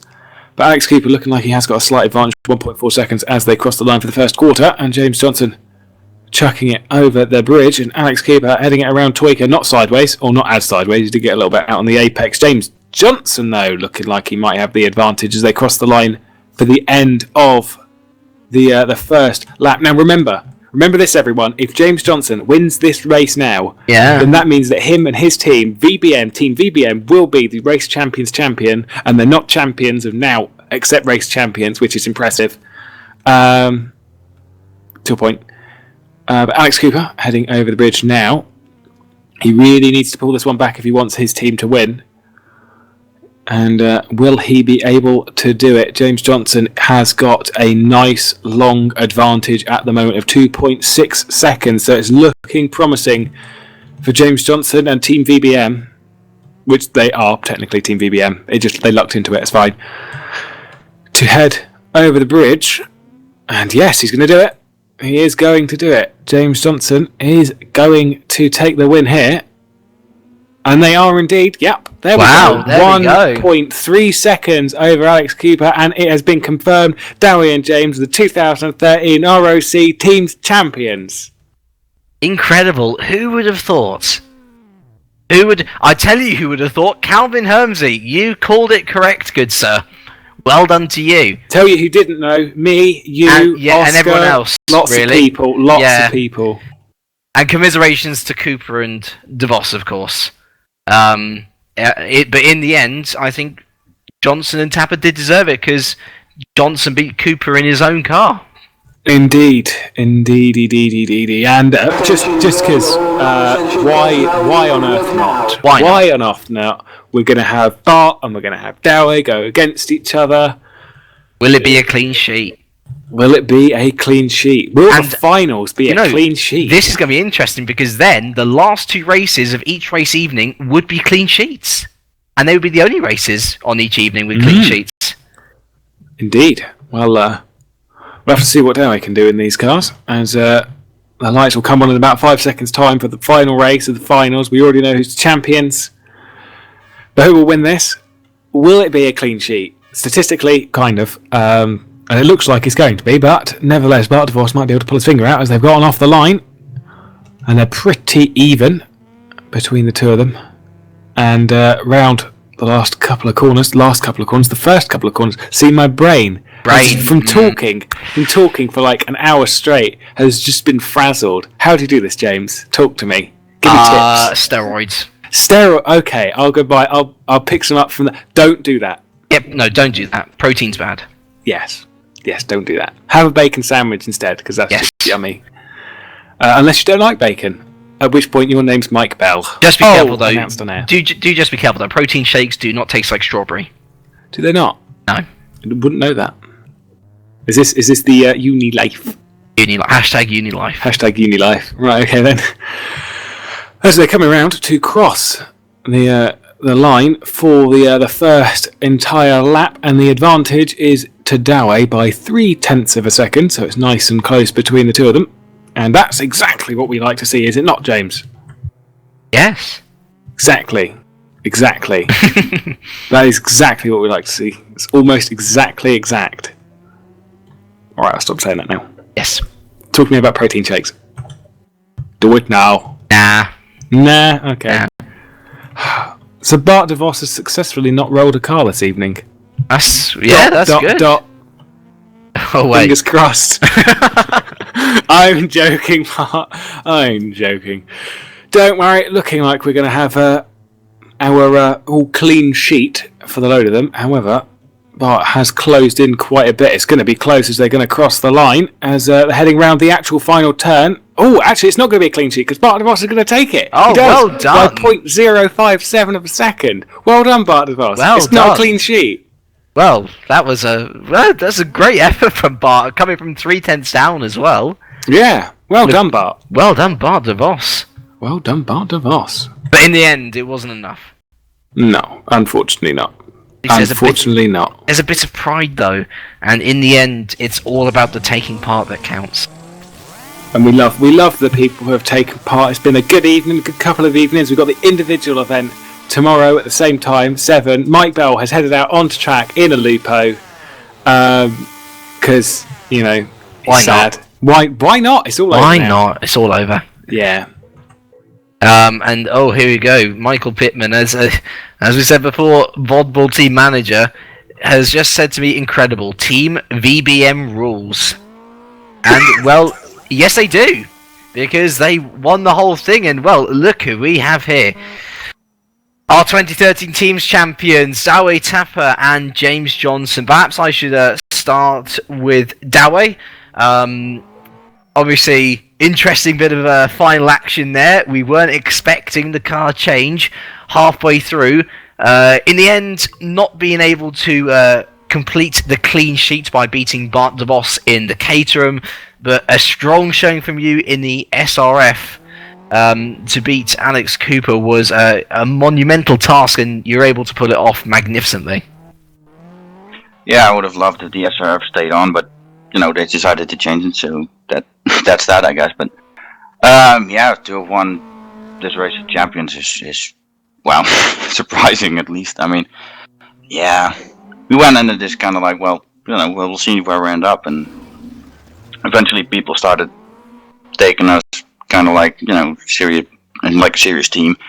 We would be, able to win it. Perhaps we didn't think that far ahead, but now we're here and we're actually, yeah, the team that won. It's great. And what does this do in terms of impacting your mentality into next year? I mean, we know that this is a very much a one-off event, a nice end of season thing. But does this give you a bit of hope going into next year that whoever you're up against, whether you're in Formula Challenge, Super Cup, Super League, whatever series you're in, that you can compete with the best drivers? Because technically, you beat Jason Muscat and Ari Neiman, and they beat Lucas Euler, double-time Super League champion. So, does that at least give you a bit of hope that you can compete with anyone on any surface? Well, I mean, I always try to compete with everyone, but yeah, to have won from some big names, or at least to have beaten some big names in here, it really motivates. I mean, yeah, there's not much to say really. I mean, as I said, it's a surprise we won overall, but it's been so much fun. Absolutely, and it was a well-deserved win as well. And of course, where there's no I in team, and James Johnson in the end scoring the vital win, beating Alex Cooper in his own Caterham. You must be absolutely thrilled with the fact that you've been able to beat the guy who you couldn't beat in World GT to take such a nice, prestigious end of the year award. Very much so. I'm well chuffed. I weren't expecting to do much in the SRF after I spun the first time. I weren't really looking forward to that because those things just understeer. And then I got that first, and I was like, oh god, here we go again. And then I got the Caterham, and I felt a bit better about it. And then I don't know, it just seemed to fit me really great. And then I don't know how I beat Alex. Well, you did. That's the end of the. There's no question about it. You didn't. It was a fantastic job. But my question to you, James, is looking to next year. We're going to have, well, hopefully, let's all hope everything goes to plan. Hopefully, we'll have the 2014 Race of Champions. There's going to be lots going on next year. Do you think you are going to be coming into that event as a champion yourself?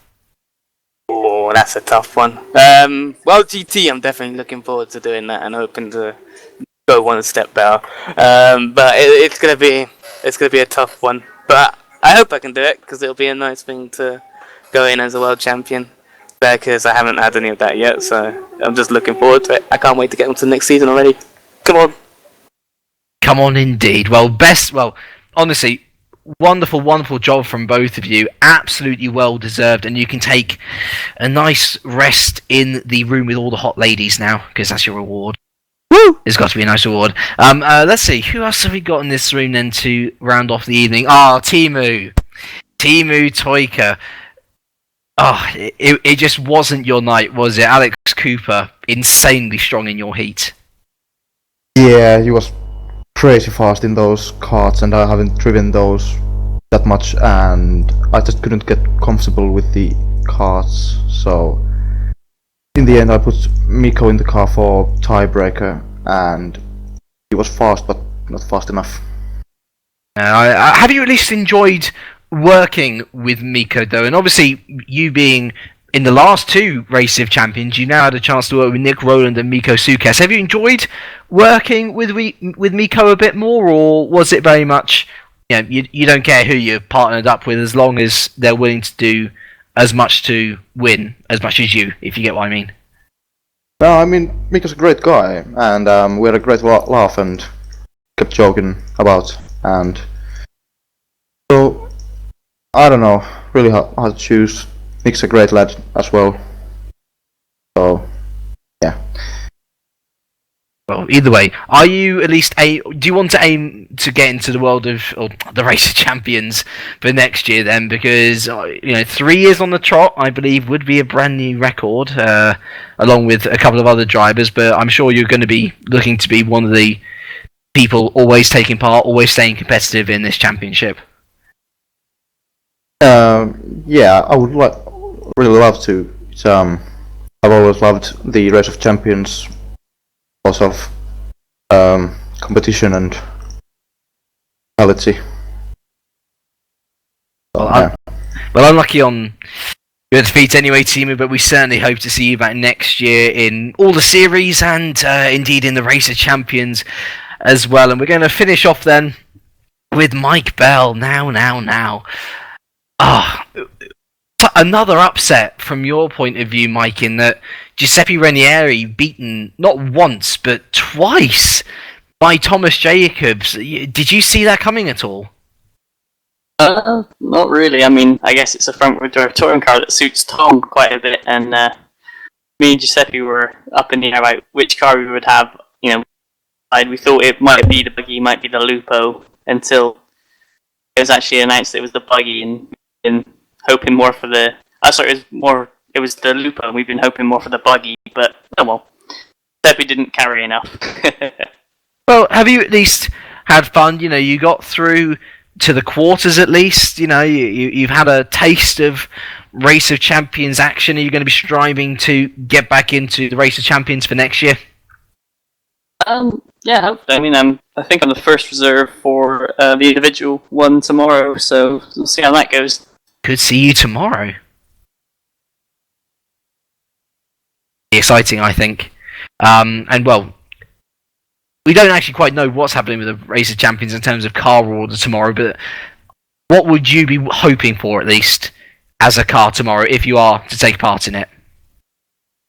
Either the buggy or the cart, because I didn't get to drive either of them today, and they look like a lot of fun. Right, well, unlucky again to you as well on losing out to Tom and Harley in the end, though. Tom and Harley were beaten by the people who became the champions in the end. So, plenty to reminisce on, Lewis. We've had lots of upsets, lots of highlights, and a lot of great action. Well, I certainly can't wait for tomorrow. Can you? No, tomorrow, we've got fingers crossed for a really good day with the individual events, and we've got lots of people lined up for that, which should make things really, really interesting. And obviously, with the fact that we're not really sure who's going to be driving what car, and it's all going to be thrown up on its head, and we're all going to be like jumping up and down and screaming and running brake and everything. It's going to be crazy. Hopefully, Smithy will be back as well. Hopefully, Smithy will be back because you're all bored of my lead comms because it's terrible. Oh, but anyway. shush you. Anyway, until tomorrow, because that'll be at 7 p.m. tomorrow, or 7:15, or whenever we start. Around that time.